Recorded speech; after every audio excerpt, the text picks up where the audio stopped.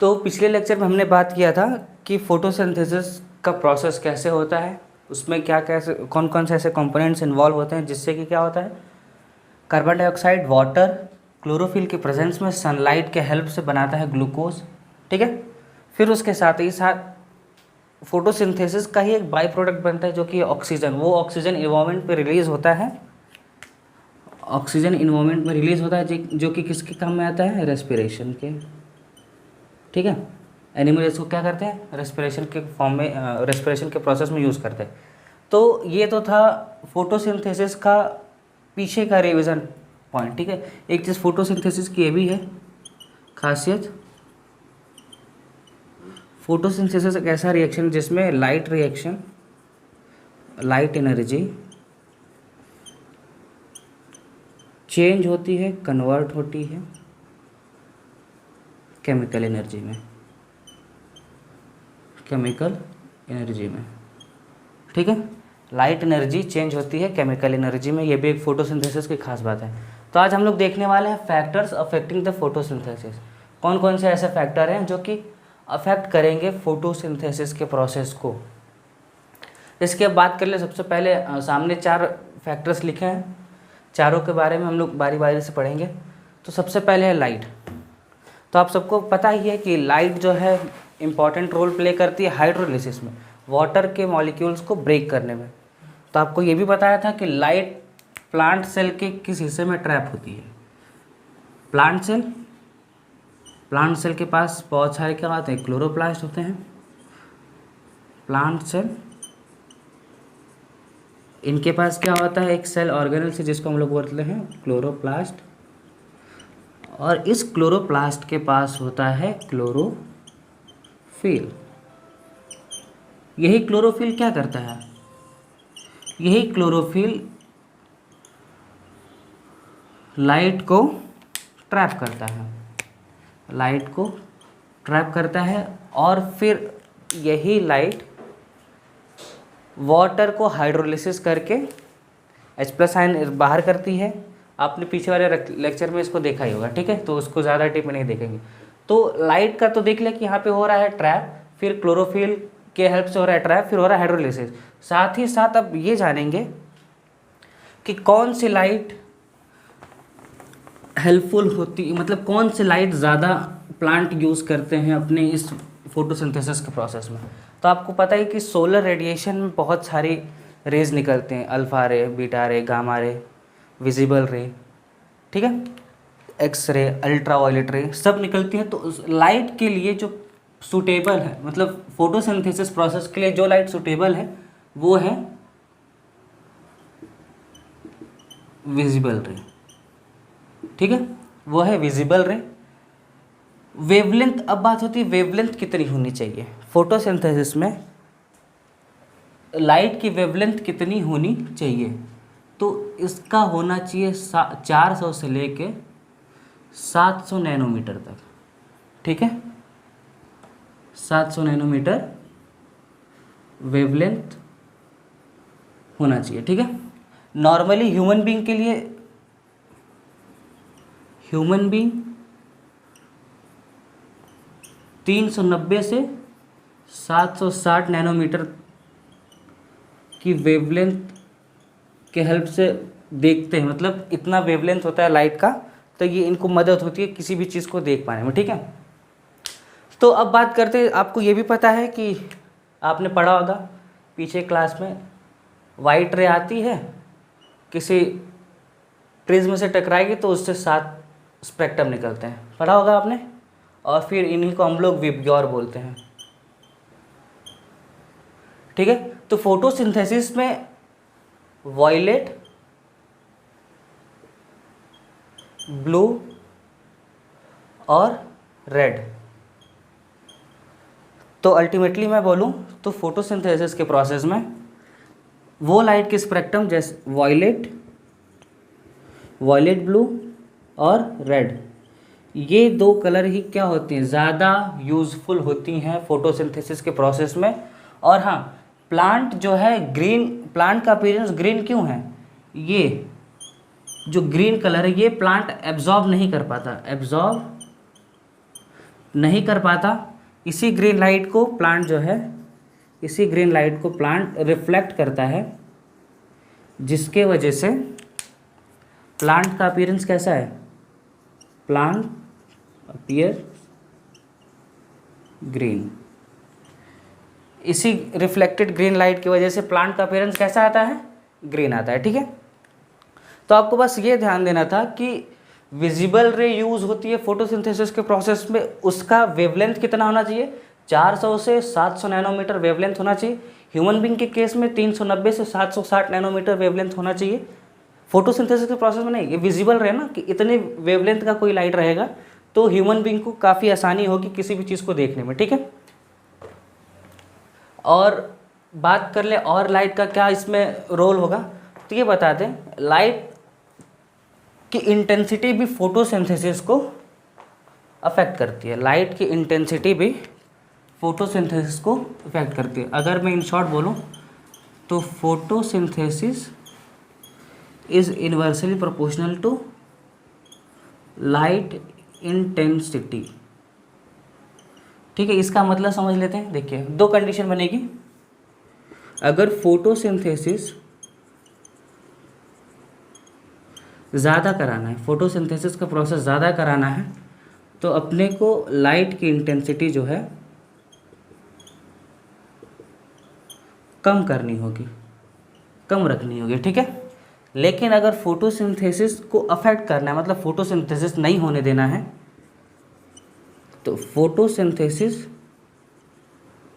अगर नहीं होने देना है तो हम क्या करेंगे, लाइट की इंटेंसिटी को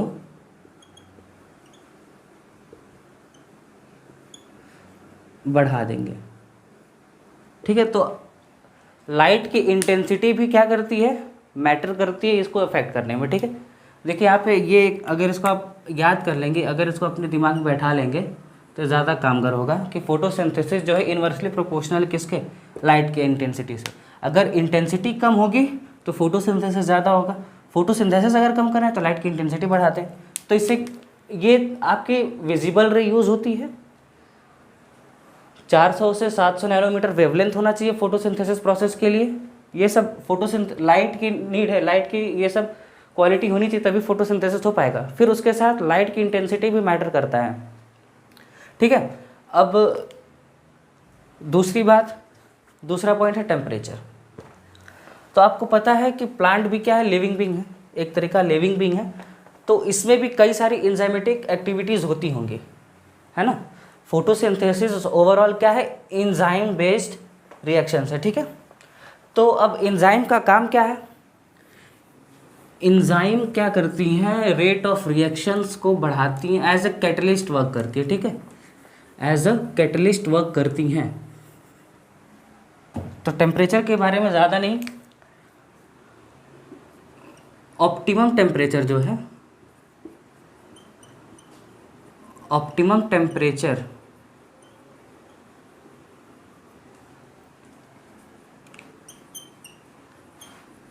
तीस से 32 डिग्री सेल्सियस होना चाहिए। ठीक है, 30 से 32 डिग्री सेल्सियस होना चाहिए टेम्परेचर, जिससे क्या होगा कि जो फोटोसिंथेसिस में जो एंजाइम्स हैं, जो फोटोसिंथेसिस में एंजाइम्स इंक्लूड हैं, उनके रेट ऑफ रिएक्शन पे इफेक्ट पड़ेगा। ठीक है, इफेक्ट पड़ेगा मतलब क्या होगा कि अगर रिएक्शन अगर टेम्परेचर 30 से 32 डिग्री सेल्सियस के बीच में है तो फोटोसिंथेसिस एंजाइम्स जो हैं वो एक्टिव हो जाएंगी। ठीक है, वो एक्टिव हो जाएंगी और इनके एक्टिव होते ही फोटोसिंथेसिस का प्रोसेस क्या हो जाएगा, स्टार्ट हो जाएगा।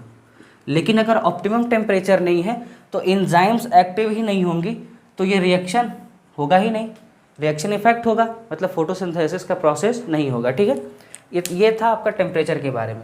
लाइट के बारे में भी हमने देखा, और टेम्परेचर, ऑप्टिमम टेम्परेचर कितना होना चाहिए, 30 से 32 डिग्री सेल्सियस होना चाहिए। ठीक है, फिर अब इसके बाद आते हैं नेक्स्ट वाटर।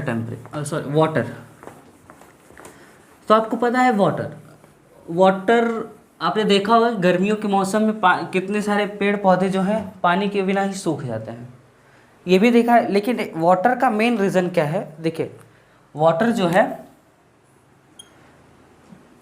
प्लांट बहुत ही स्मॉल अमाउंट में यूज़ करती हैं, plant use small amount of water. और आपको पता ही है कि क्यों यूज़ करती हैं, हाइड्रोलिसिस के लिए।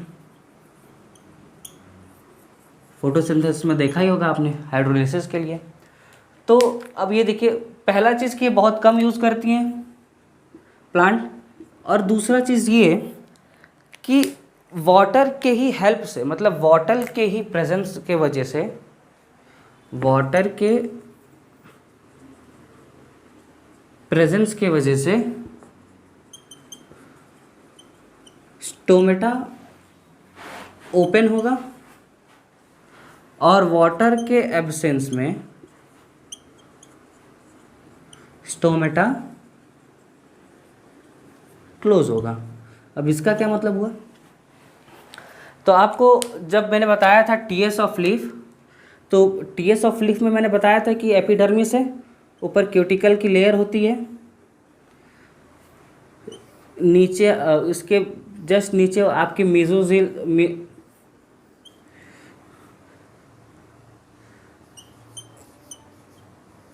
ये स्पंज सेल्स बताया था, है ना, ऐसे कुछ डायग्राम बनाया था, याद होगा आपको, बताया था ये मेसोफिल सेल्स होती हैं। यहाँ फिर नीचे मैंने लोअर एपिडर्मिस बना करके यहाँ एक बताया था आपको कि यहाँ होता है स्टोमेटा, ठीक है, यहाँ होता है स्टोमेटा, ये बताया था, याद आया होगा आपको, इसको मैंने बताया था, ये होता है स्टोमेटा। तो स्टोमेटा क्या करता है, गेट का काम करता है। प्लांट में अगर CO2 को एंटर करना है, प्लांट में अगर CO2 को एंटर करना है तो वो कैसे एंटर करता है, स्टोमेटा के हेल्प से, ठीक है, CO2 एंटर करता है स्टोमेटा के हेल्प से, ठीक। अब गेट है,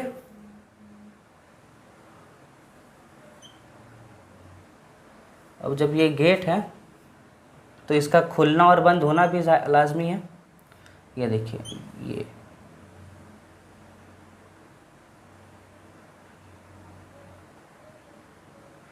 ये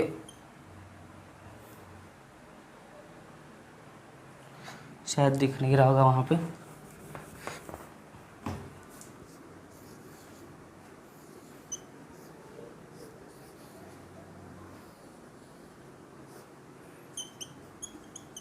ये स्टोमेटा है जो कि है ओपन, और ये स्टोमेटा है जो कि है क्लोज, जो कि है क्लोज, ठीक है। तो वाटर के मॉलिक्यूल्स क्या करते हैं, वाटर के मॉलिक्यूल्स स्टोमेटा को आके स्टिमुलेट करेंगे, ठीक है, स्टिमुलेट करेंगे। अगर वाटर के मॉलिक्यूल्स प्रेजेंट हैं, अगर ये ओपन है स्टोमेटा ना, तो इसका मतलब ये है कि यहाँ पे वाटर के मॉलिक्यूल्स प्रेजेंट हैं,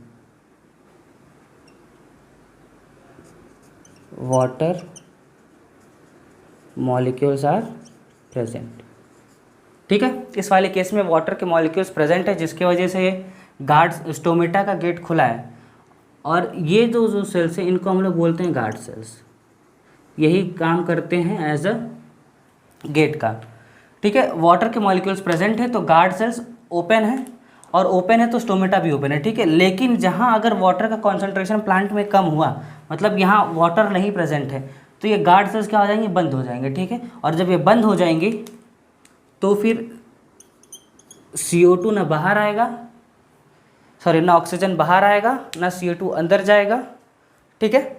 तो इसलिए वाटर का भी सफिशिएंट अमाउंट में होना प्लांट में ज़्यादा ही ज़रूरी है। क्यों?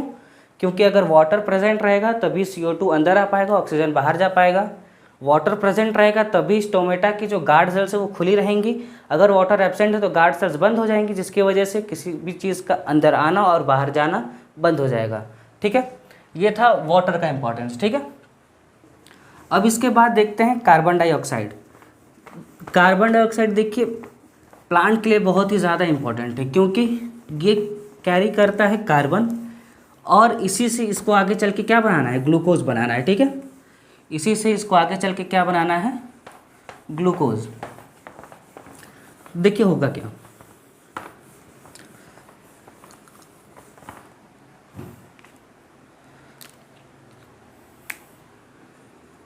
अगर देखिए अगर इन्वायरमेंट में अगर कार्बन की अमाउंट ज़्यादा होने लगी, ठीक है, अगर इन्वायरमेंट में कार्बन की अमाउंट ज़्यादा होने लगी तो भी ये क्या है, ह्यूमन बींग के लिए, ह्यूमन बींग या फिर जितने भी लिविंग बींग्स हैं, जितने भी लिविंग बींग्स हैं उनके लिए क्या होगा, ये हार्मफुल होगा। ठीक है, पहली चीज़ ये, इसी प्लांट क्या करती हैं, प्लांट इसी CO2 को, इसी हार्मफुल गैस को क्या करती है, अपने फूड सोर्स के रूप में यूटिलाइज करती है ना, फूड सोर्स के रूप में यूटिलाइज करती है। ये आपको फोटोसिंथेसिस का अगर रिएक्शन याद होगा तो यही कार्बन वाटर के साथ मिल के लास्ट में क्या बना रहा था, ग्लूकोज, यही बना रहा था ना। तो देखिए अगर ये कार्बन सोर्स नहीं रहता तो ये ग्लूकोज C6H12O6 बनता है। तो यहाँ पे कार्बन कैसे प्रेजेंट होता, कैसे प्रेजेंट होता, इसीलिए कार्बन भी आपका क्या है, मेन सोर्स है ऑफ ग्लूकोज, है ना। इससे देखिए हम लोग का भी फ़ायदा है कि हम लोग को ऑक्सीजन मिल जाता है जो कि हम लोग के रेस्पिरेशन में काम आता है, और दूसरी चीज़ कि प्लांट भी अपना खाना, प्लांट भी अपना भोजन बना लेती है इसी रिलीज्ड CO2 के हेल्प से। ठीक है, तो ये थे चार मुख्य फैक्टर्स जो कि फोटोसिंथेसिस को अफेक्ट करती हैं। ठीक है, तो एक बार रिकॉल करते चले सबको। तो मैंने लाइट के बारे में बताया था, सबको मैं एक बार फिर से लिख देता हूँ ना, ताकि आप लोग को आसानी हो। स्क्रीनशॉट अगर नहीं लिए हो आप, लास्ट में भी आपका ये कवर हो जाए, की पॉइंट्स जो है आपको याद हो जाए, जिससे कि आप सेंटेंस भी फ्रेम कर सको एग्जाम में, या फिर फिल इन द ब्लैंक्स भी अगर आए तो आप कर ले जाओ। ठीक है, तो सबसे पहले लाइट बताया था। लाइट जो है इनविजिबल रे होती है। ठीक है, दूसरी चीज़ 400 से 700 नैनोमीटर की वेवलेंथ होनी चाहिए। ठीक, फिर लास्ट में एक फॉर्मूला टाइप लिखाया था मैंने कि जो फोटोसिंथेसिस रिएक्शन है ये डिपेंड करती किस पे, लाइट की इंटेंसिटी पे, लाइट के इंटेंसिटी पे। ठीक है, ये इन शॉर्ट है, अगर लाइट की इंटेंसिटी कम है तो फोटोसिंथेसिस ज़्यादा होगा, अगर फोटोसिंथेसिस कम करना है तो लाइट की इंटेंसिटी बढ़ा दें। ये थे की पॉइंट्स। ठीक है, अब बाद में आते हैं टेम्परेचर में। तो टेम्परेचर क्यों ज़रूरी है, क्योंकि फोटोसिंथेसिस जो है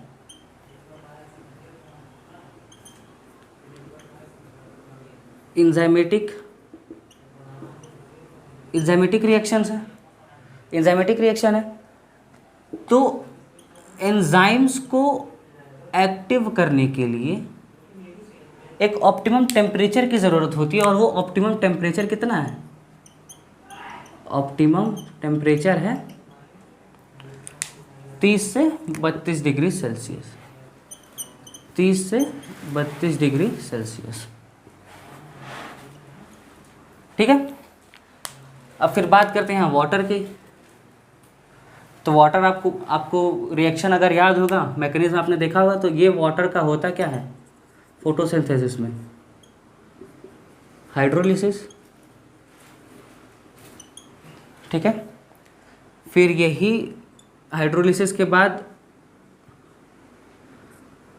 हाइड्रोजन जो है कार्बन के साथ रिएक्ट करके आपका बनाता है लास्ट में ग्लूकोज, जो कि स्ट्रोमा में होता था। यही घुमक्कड़ हाइड्रोजन है। ठीक है,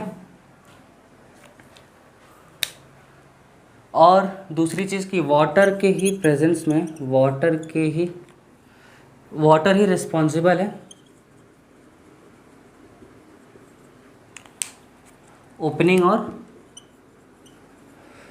opening and closing of stomatas guard cell. ठीक है, अगर वाटर प्रेजेंट है तो गार्ड सेल्स आपके ओपन है, गार्ड सेल्स ओपन है। और अगर वाटर एब्सेंट है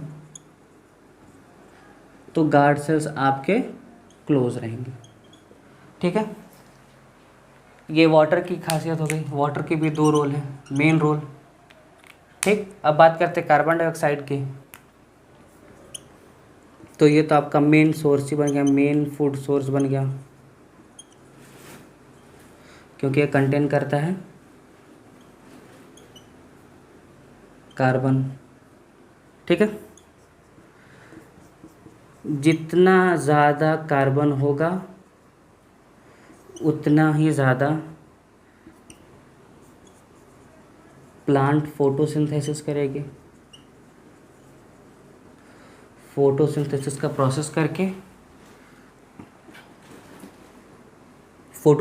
प्रोसेस करके फूड बनाएगी।